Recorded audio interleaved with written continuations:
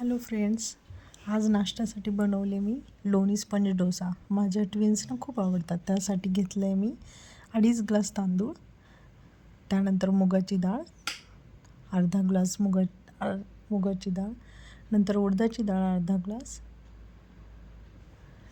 त्यानंतर थोडंसं मेथीदाणा, थोडासा साबुदाणा जो की भिजवलेला होता. भिजवलेला नसेल तरी चालेल. थोडेसे पोहे. हे सर्व मी व्यवस्थित निवडून स्वच्छ धुवून घेतलं आहे.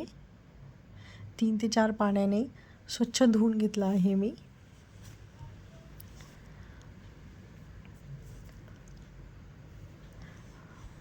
स्वच्छ धुवून मी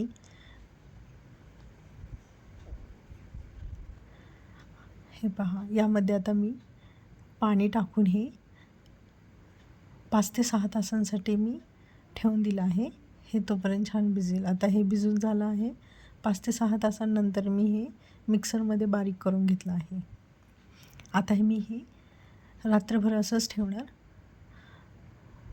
छान असं लोणी स्पंज बनवायचं आहे, त्यामुळे थोडंसं बारीकच करायचं आहे. तर मी असं छान असं बारीक करून घेतलं आहे मी हे पीठ. आता हे मी रात्रभर ठेवणार असंच भिजून. सकाळी ते छान फॉर्मेट झालेलं असेल.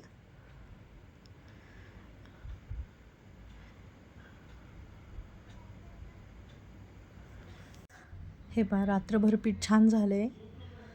आणि आता मी एकीकडे खोबरा, शेंगदाण्याचं कूट आणि कोथिंबीर टाकून चटणी बनवली आहे डोसांबरोबर खाण्यासाठी. आणि त्याला आता मी फोडणी देते, जिरं, मोहरी आणि कोथिंबीर.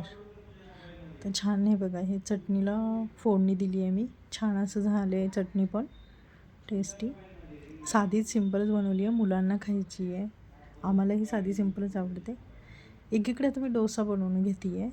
याचा तुम्ही रेग्युलर आपले जे डोसा असतात तोही बनवू शकता आणि लोणी स्पंजसुद्धा बनवू शकता. दोन्हीही जमेल याचं आणि छान होतं आहे. बघा, जाळी पण यायला लागली. झाला आहे डोसा आणि खोबरा चटणी नाश्त्यासाठी रेडी टू ईट. छान झाला आहे. नक्की ट्राय करून पहा. बाय.